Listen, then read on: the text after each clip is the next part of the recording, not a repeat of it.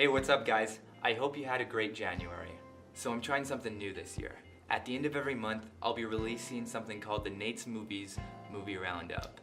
The format for this will be me beginning the video by talking about 3 movies that I saw in the past month, following that up with a movie that I'm excited for in the coming month, and ending with a movie that's coming out on DVD in the coming month. And my hope being that this kind of becomes like a one-stop shop for you for movie news and reviews. Today I'll be talking about Instant Family, Bumblebee, and The Upside. And in the video description below, I've included shortcuts for you to skip to whichever movie that you're most interested in. Let's get started. On January 1st, I saw Instant Family, starring Mark Wahlberg and Rose Byrne. This is actually my 3rd time seeing this movie. I saw it when it came out mid-November. I saw it again in late December when I saw it with my sister and brother-in-law. And why did I see it again January 1st? Well, because I have a long-running tradition of the first movie of every year being a Mark Wahlberg movie. And this was his only movie during the new year, so I had to see it obviously.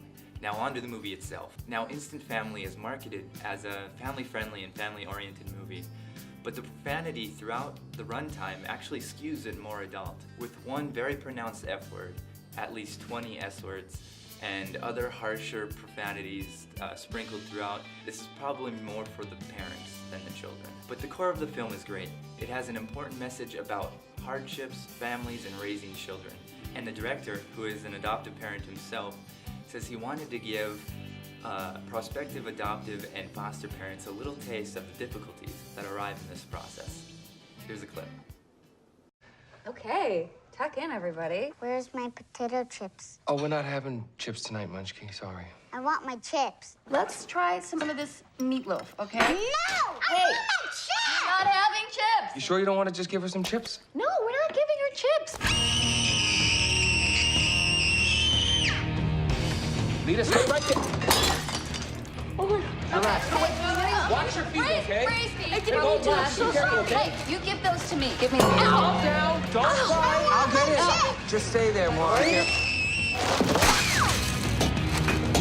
Oh! Ah! God! Oh my God, are you okay? Oh, God!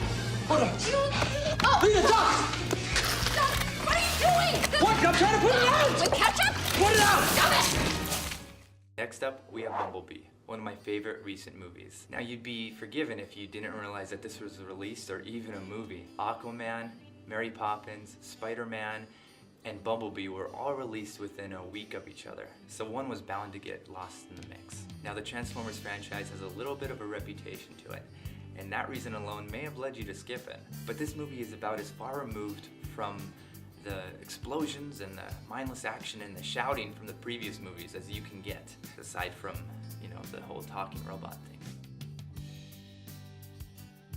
Bumblebee is a prequel that takes place in the 80s, way before any of the other movies even happened. It is far quieter, more character-driven, and has a lot more heart. Aww. It almost reminds me of one of those boy and his dog type movies. You know what I'm talking about. Except the boy in this movie is a girl, and the dog is an alien robot. Here's a clip. This is Tina's house. And this, it's toilet paper. You use it for when you... Here, just take a roll.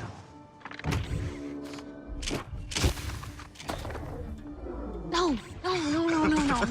You gotta... Throw it.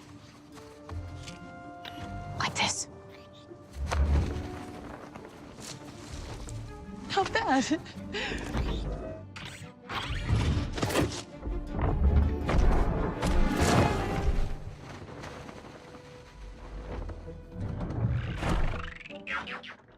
The third movie is The Upside, starring Kevin Hart as a down-on-his-luck father and Bryan Cranston as a quadriplegic billionaire. Now, the movie is very good and very funny, and surprisingly clean in the area of profanity, though it does have some profanity, which will make my sister happy because she's a big fan of profanity.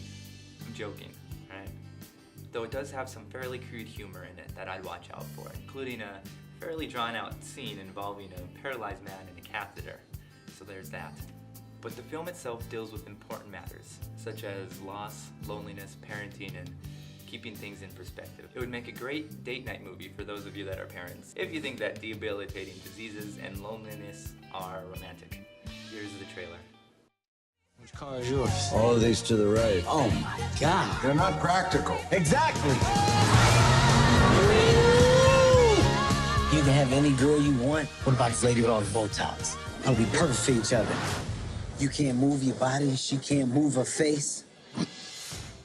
One movie that I am very excited for in the coming month is Cold Pursuit starring Liam Neeson. That's basically all you need to know. If there's a movie out anywhere, in any part of the world, where Liam Neeson punches someone in the face at any point in the movie, I'm there. I'm already watching it. So I'm pretty stoked. It comes out February 8th. I can never say February right. Do I pronounce the R or don't I? It's like library. And then on February 19th, A Star is Born comes out on DVD and Blu-ray.